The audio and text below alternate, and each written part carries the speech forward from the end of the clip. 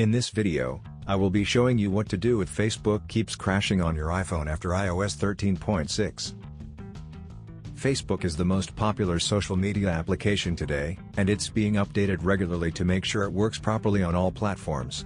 However, it seems like some iPhone XS Max users have encountered issues shortly after the iOS 13.6 update. If you're one of them, here's what you need to do. First solution: close Facebook and force restart your iPhone. If the problem started without apparent reason, then perhaps it's just a minor problem with the app. The first thing you have to do is the forced restart to refresh the memory and reload all apps and services. Here's how you do that. Swipe up from the bottom of the screen and stop at the middle. This will show you the app previews. Swipe up on each preview to close them.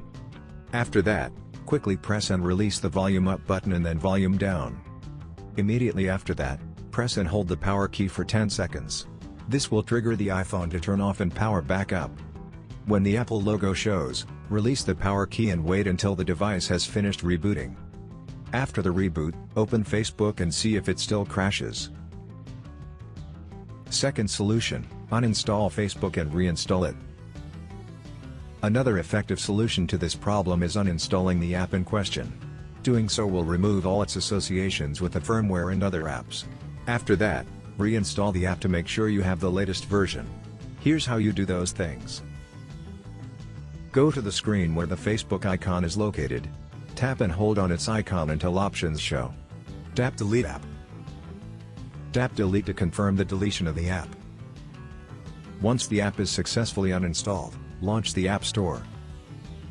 Search for Facebook, and then tap the install icon.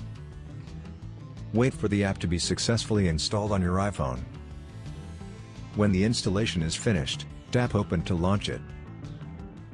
Most of the time, these are the only things you need to do to fix an app that keeps on crashing.